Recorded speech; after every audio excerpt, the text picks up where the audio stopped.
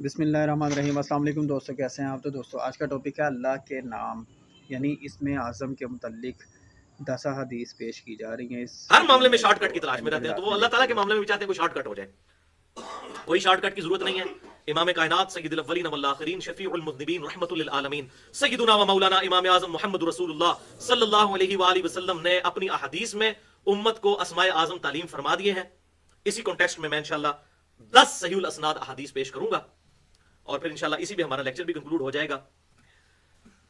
مکمل ریفرنسز میں انشاءاللہ بتا دوں گا کیونکہ یہ کریٹیکل ٹاپک ہے اور قرآن پاک کی آیت بھی ہے تلک عشرۃ کاملہ، کہ کامل 10 روزے اللہ تعالیٰ نے، یہ آیت بھی قرآن پاک میں موجود ہے.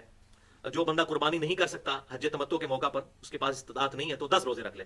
تو اس کے اینڈ پہ آتا ہے تلک عشرۃ کاملہ، 7 روزے جو ہیں وہ حج کے دنوں میں اور 3 گھر جا کر رکھنے ہیں. پھر اللہ تعالیٰ نے اس پہ ورڈک دی ہے تلک عشرۃ کاملہ، یہ پورے ہو گئے 10.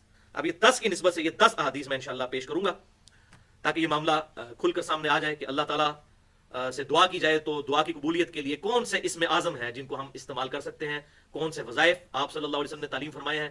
اور یہ مرشد اعظم بلکہ دی اونلی مرشد آپ صلی اللہ علیہ وسلم، اللہ تعالیٰ کی طرف سے ما ضل صاحبکم وما غوا، تمہارے نبی نہ کبھی بہکے ہیں نہ کبھی بہرا چلے ہیں، ان کی طرف سے جو امام اعظم ہیں صلی اللہ علیہ وسلم، ان کی تعلیم فرمائی ہوئی یہ تمام چیزیں ہیں، تمام وظائف ہیں، سنت اذکار ہیں. اور آخر میں انشاءاللہ آپ کو یہ پرنٹڈ فارم میں بھی مل جائیں گے، میں ان کا تعارف بھی کروا دوں گا. ہمارے جو اذکار کارڈ ہماری ویب سائٹ پہ بھی رکھے ہیں، ہارڈ کاپیز بھی مل جائیں گی.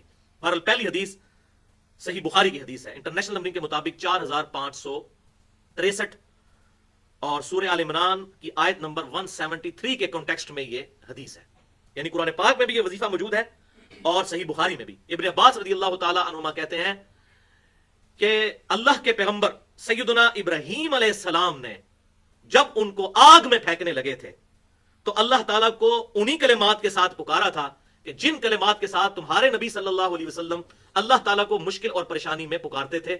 اور ہمارے نبی صلی اللہ علیہ وسلم کا مشکل اور پریشانی میں اللہ کو پکارنے کا ذکر سورہ آل عمران کی 173 نمبر آیت میں موجود ہے. اور سیدنا ابراہیم علیہ السلام کا ذکر وہ بخاری کی حدیث میں آ گیا کہ جب ان کو آگ میں پھینکنے لگے تو انہوں نے یہ وظیفہ پڑھا تھا جو آپ صلی اللہ علیہ وسلم نے بھی پڑھا، حسبنا اللہ و نعم الوکیل، ہم نے اللہ ہی پر بھروسہ کیا اور وہی بہتر کارساز ہے. یہ ترجمہ ذہن میں ہو، ویسے تو جتنی مرضی تسمیہ کو کھینچ لے، حسبنا اللہ و نعم الوکیل، حسبنا اللہ و نعم الوکیل، ہم نے اللہ ہی پر بھروسہ کیا اور وہی بہتر کارساز ہے. اور بلکہ میں تو مشورہ دیتا ہوں جن لوگوں کو بھی وظیفہ بتاتا ہوں کہ جب بھی یہ اس طرح کے وظائف کریں تو اردو بھی ساتھ پڑھا کریں، اس کا بڑا افیکٹ ہوتا ہے. آپ حسبنا اللہ و نعم الوکیل پڑھیں گے ٹھیک ہے، عربی ہے، لیکن ہماری لنگوسٹک نہیں ہے، اس کا دل پہ وہ اثر نہیں ہوتا اگر عربی نہ آتی ہو تو. اس کے ساتھ آپ ایک دفعہ یہ بھی کہیں ہم نے اللہ ہی پر بھروسہ کیا اور وہی بہتر کارساز ہے، تو اس کا بڑا افیکٹ پڑتا ہے، دل جھکتا ہے اللہ تعالیٰ کی طرف، کیونکہ ہماری مدر لینگویج ہے. صحابہ اکرام علیہم رضوان کے اندر جو نبی صلی اللہ علیہ وسلم نے ایمان جو کوٹ کوٹ کے بھر دیا تھا، اس کی وجہ یہی تھی کہ ان کی بھی عربی زبان تھی اور آپ صلی اللہ علیہ وسلم جب یہ تلاوت فرمایا کرتے تھے قرآن پاک تو ان پہ افیکٹ کرتا تھا.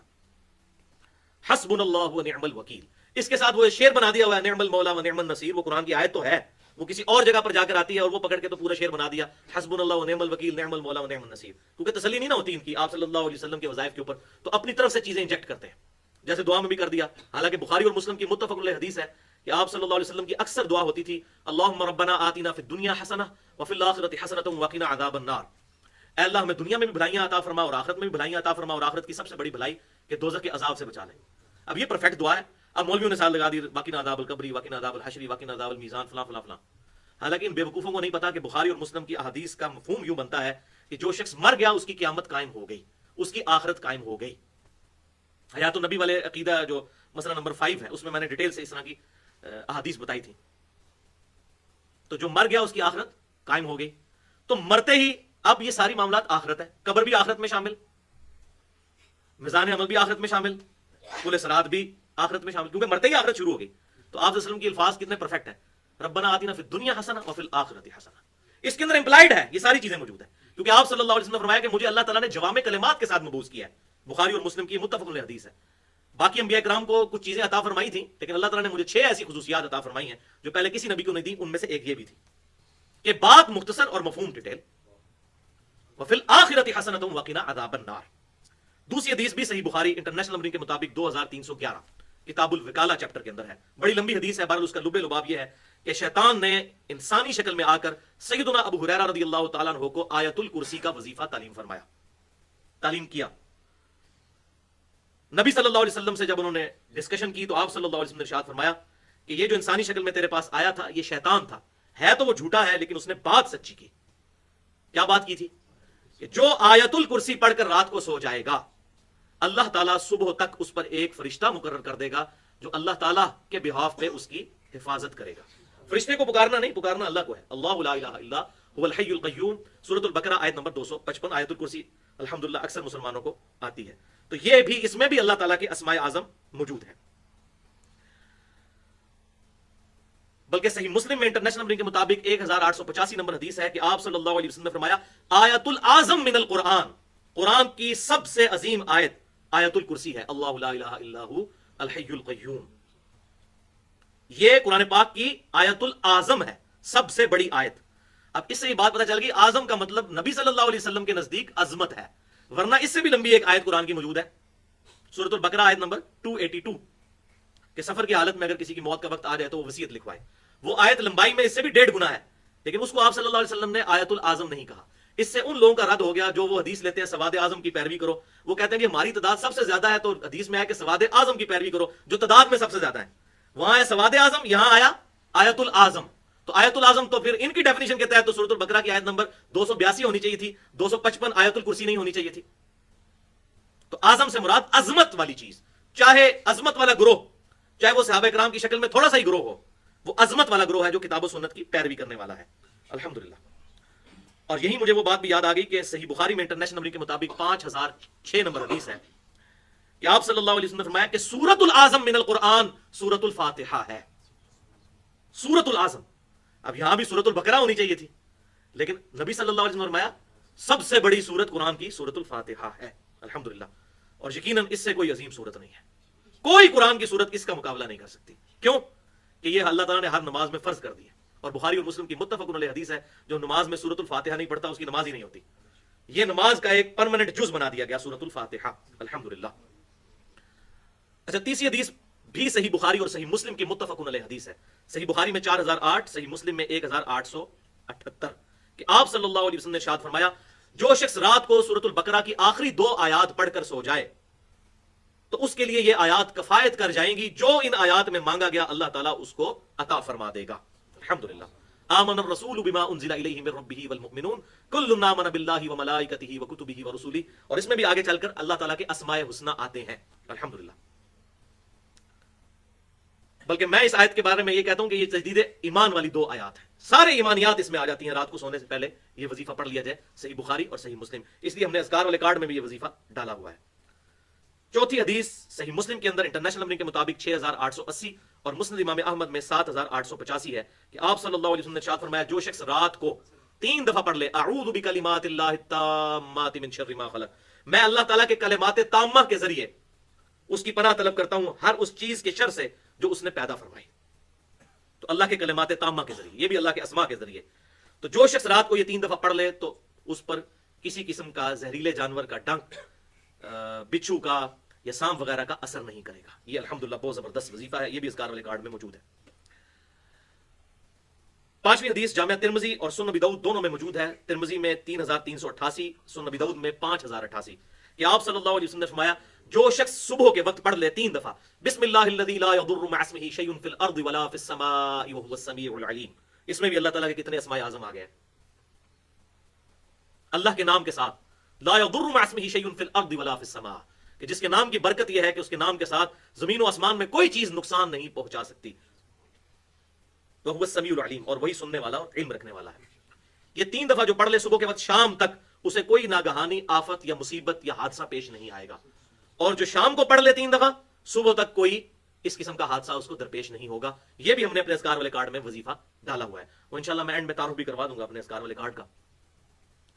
اچھا، اس حدیث میں بڑی زبردست بات آگے چلتی ہے کہ جب یہ حدیث وہ تابعی بیان کر رہے ہوتے ہیں، ابان بن عثمان تابعی، انہوں نے سنی ہوتی ہے سیدنا عثمان غنی سے یہ حدیث.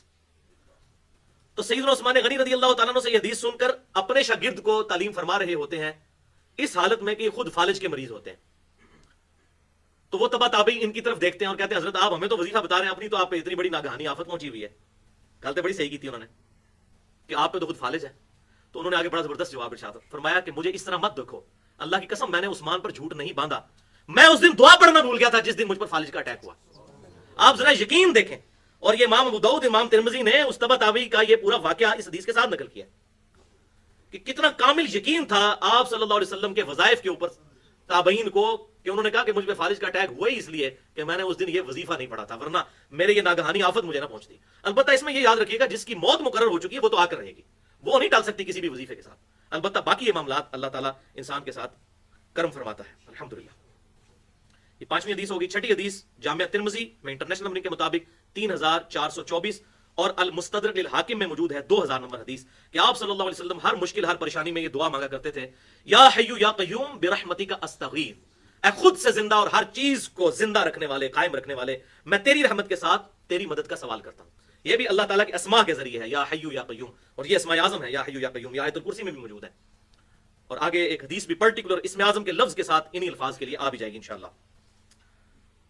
اور المستدرک للحاکم میں آگے بھی الفاظ ہیں، ہم نے اسکار ریکارڈ میں پورا وظیفہ ڈالا ہے، اصلح لی شأنی کلہ ولا تکلنی الی نفسی طرفۃ عین، اے اللہ میرے تمام کاموں کو سنوار دے اور مجھے پلک جھپکنے کے برابر بھی اپنے نفس کے حوالے نہ کرنا ہے، اللہ تو ہی مجھے سنبھالنا الحمدللہ۔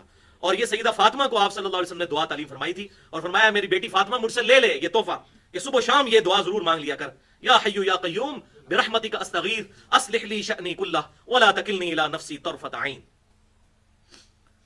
7ویں حدیث یہ رکت انگیز چیز ہے، جامعہ ترمذی میں انٹرنیشنل نمبر کے مطابق 3505 کہ آپ صلی اللہ علیہ وسلم فرماتے ہیں کہ یونس علیہ السلام نے مچھلی کے پیٹ میں اپنے رب کو پکارا تھا ان کلمات کے ساتھ، لا الہ الا انت سبحانک انی کنت من الظالمین، اور یہ وظیفہ قرآن میں بھی آیا ہے سورۃ الانبیاء آیت نمبر 87 میں۔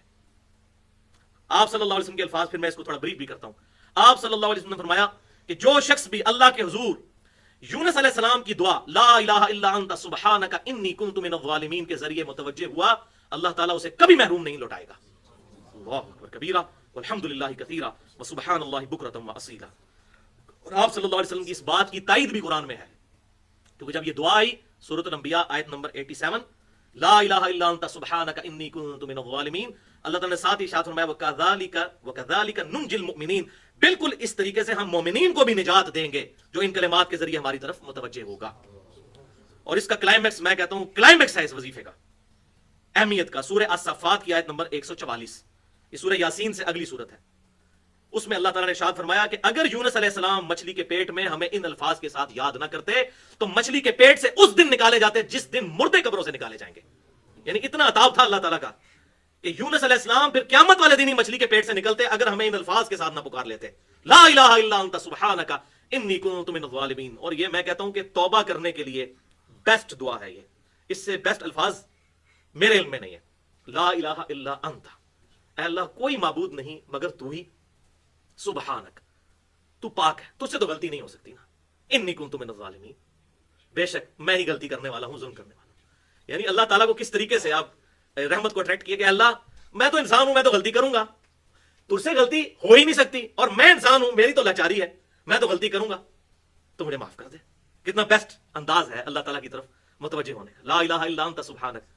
میں کہتا ہوں اللہ تعالیٰ کی غیرت کو بھی کیا جوش آیا ہوگا اس دعا کے اوپر، اور وہ اللہ تعالیٰ نے کہہ دیا جوش آپ دیکھ لیں سورہ الصافات آیت نمبر 144 کہ اگر یونس یہ الفاظ نہ کہتا تو اس دن مچھلی کے پیٹ سے نکالا جاتا جس دن مردے قبروں سے نکلیں گے، لیکن الفاظ ہی اس نے ایسے زبردست کہہ دیے، لا الہ الا انت سبحانک انی کنت من الظالمین۔ تو یونس علیہ السلام علی نبینا علیہ الصلوۃ والسلام کی یہ دعا الحمدللہ پرفیکٹ اس میں اعظم ہے، لا الہ الا انت سبحانک انی کنت من الظالمین۔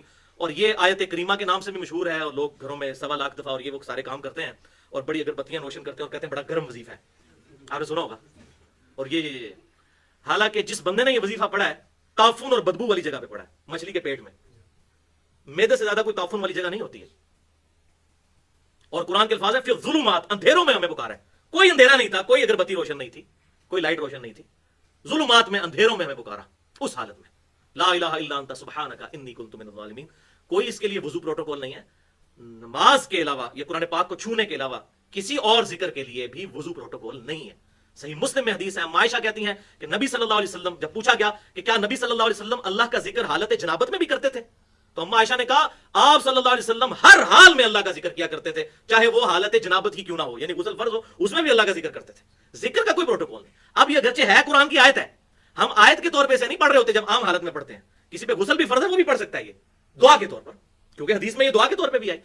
اس میں قرآن پاک میں جتنی دعائیں ہیں چاہے وہ قرآن پاک کی آیات ہیں، لیکن جب ہم ان کو عام حالت میں دعاؤں کے طور پہ مانگ رہے ہوتے ہیں، اس کے لیے وضو ایون غسل بھی نہ ہو کسی شخص کا، تو کوئی مسئلہ اس کے اندر نہیں ہے. وَكَذَلِكَ نُنْجِي الْمُؤْمِنِينَ، اور اس طریقے سے ہم مومنین کو نجات دیتے ہیں. اللہ اکبر. 8ویں حدیث جامعہ ترمذی میں انٹرنیشنل نمبر کے مطابق 3475 اور سنن ابی داؤد میں 1493 کہ آپ صلی اللہ علیہ وسلم نے ایک آدمی کو سنا کہ وہ اللہ تعالیٰ کی طرف متوجہ ہو رہا تھا دعا کرتے ہوئے، اللہم انی اسألک بأنک انت اللہ لا الہ الا انت الاحد الصمد الذی لم یلد ولم یولد ولم یکن لہ کفوا احد. یہ کلمات پڑھے اس نے. تو آپ صلی اللہ علیہ وسلم نے ارشاد فرمایا اس نے اسم اعظم کے ذریعے اللہ کی طرف دعا کی ہے. اور پھر 2 جملے ارشاد فرمائے، جب بھی اس اسم اعظم کے ساتھ اللہ کی طرف سوال کیا جاتا ہے تو وہ عطا فرماتا ہے، اور جو اس کے ذریعے دعا مانگتا ہے اللہ تعالیٰ قبول فرماتا ہے. سبحان اللہ. یہ اسم اعظم کا لفظ آپ صلی اللہ علیہ وسلم نے خود ارشاد فرمایا اس وظیفے کے لیے، اللہم انی اسألک، اے اللہ بے شک میں تجھ سے سوال کرتا ہوں، بأنک انت اللہ، کہ بے شک تو ہی اے اللہ، تو ہی اللہ ہے میرا رب، لا الہ الا انت الاحد الصمد، تیرے سوا کوئی معبود نہیں، تو اکیلا ہے اور بے نیاز ہے، الذی لم یلد ولم یولد، جو کہ ایسا ہے کہ جو کسی کا نہ تو باپ ہے نہ بیٹا، نہ اس نے کسی کو جنا نہ وہ کسی سے جنا گیا، ولم یکن لہ کفوا احد. اور یہ بہت بڑی بات ہے کہ اس کی ٹکر کا کوئی نہیں ہے، کوئی ایک بھی ایسا نہیں جو اس کی برابری کا ہو. ولم یکن لہ کفوا احد. 9ویں حدیث جامعہ ترمذی میں انٹرنیشنل نمبر کے مطابق 3478، سنن نبی داؤد 1496، سنن ابن ماجہ 3855. آپ صلی اللہ علیہ وسلم نے ارشاد فرمایا اللہ تعالیٰ کا اسم اعظم قرآن کی ان 2 آیتوں میں موجود ہے، لیکن آپ نے اسپیسیفائی نہیں کیا کہ وہ کون سا ہے. ان 2 آیتوں میں موجود ہے. وہ کون سا ہے؟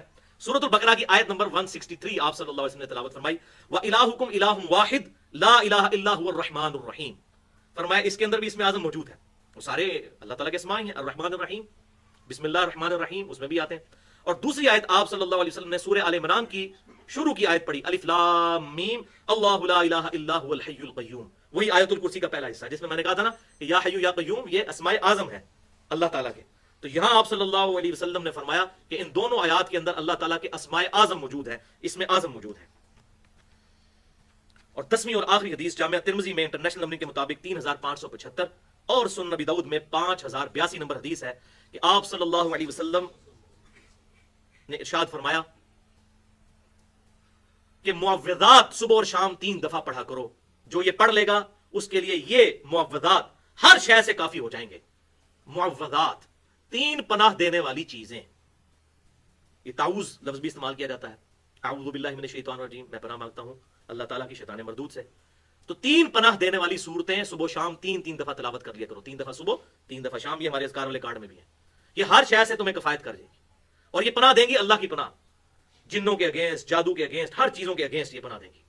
اور ان میں وہ 2 صورتیں بھی ہیں جو بخاری اور مسلم کی متفق علیہ حدیث ہے. جب آپ صلی اللہ علیہ وسلم پر جادو ہوا اس موقع پر اللہ تعالیٰ نے تعلیم فرمائی، اور اس کے بعد نہ آپ صلی اللہ علیہ وسلم پہ کبھی جادو ہوا نہ کبھی کسی صحابی پہ ہوا. جب یہ وظیفہ نازل ہو گیا وہ تو ایک اللہ تعالیٰ نے ذریعہ بنایا شان نزول کا، اس کے بعد کسی کے ساتھ ایسا معاملہ نہیں ہوا، یہ تعلیم کے لیے تھا. اور وہ آخری 3 صورتیں ہیں معوذات. پہلی سورہ اخلاص، قل هو اللہ احد اللہ الصمد لم یلد ولم یولد ولم یکن لہ کفوا احد. دوسری قل اعوذ برب الفلق، اور تیسری قل اعوذ برب الناس. یہ 3 صورتیں ہیں، 3 دفعہ صبح 3 دفعہ شام. بلکہ صحیح بخاری میں انٹرنیشنل نمبر کے مطابق 5017 نمبر حدیث ہے کہ آپ صلی اللہ علیہ وآلہ وسلم رات کو سونے سے پہلے یہ آخری 3 صورتیں 3 دفعہ پڑھ کر اپنی مبارک ہتھیلیوں پر پھونک کر اپنے پورے جسم پر یوں دم بھی فرمایا کرتے تھے. یہ صحیح دم ہے، سنت دم. 5017 نمبر حدیث صحیح بخاری کی. حتیٰ کہ عائشہ کہتی ہیں جب آپ صلی اللہ علیہ وسلم بیمار ہو گئے اور ہاتھ اپنے ہلا نہیں سکتے تھے بیماری کی شدت کی وجہ سے، تو میں آپ صلی اللہ علیہ وسلم پر یہ پڑھ کر، اور بڑے الفاظ زبردست ہے کہ آپ کے ہاتھوں پر پڑھ کر پھونکتی تھی اور آپ کے ہاتھوں کو آپ کے جسم پہ ملتی تھی، اپنے ہاتھوں کو نہیں، آپ صلی اللہ علیہ وسلم کے مبارک ہاتھوں کو. ظاہر ہے ان ہاتھوں کا، ان مبارک ہاتھوں کا تو کوئی مقابلہ نہیں ہو سکتا نا. تو یہ صبح شام کے اذکار میں بھی موجود ہے. بلکہ صحیح مسلم میں انٹرنیشنل نمبر کے مطابق 1886 نمبر حدیث ہے کہ آپ صلی اللہ علیہ وسلم نے فرمایا کہ تم میں کسی میں یہ قدرت ہے کہ وہ رات کے حصے میں 1/3 قرآن پڑھ لے. صحابہ نے کہا یا رسول اللہ کس میں اتنی قدرت ہوگی کہ 1/3 قرآن، 1/3 آف قرآن پڑھ لے؟ تو فرمایا سورہ اخلاص پڑھ لو، 1/3 قرآن کے برابر ہے. صحیح مسلم میں. تو اسی سے وہ چیز بنی کہ 3 دفعہ سورہ اخلاص پڑھ لی جائے تو قرآن پاک کا ثواب ہے. تو ثواب ضرور ہے لیکن پورا قرآن پڑھنے کی طرح نہیں ہوگا، ثواب ضرور مل جائے گا. تو دوستو ویڈیو کو لائک اور چینل کو سبسکرائب کرنا مت بھولیے گا. ملتے ہیں نئی ویڈیو میں. اللہ حافظ. دعا میں یاد رکھیے گا. فی امان اللہ.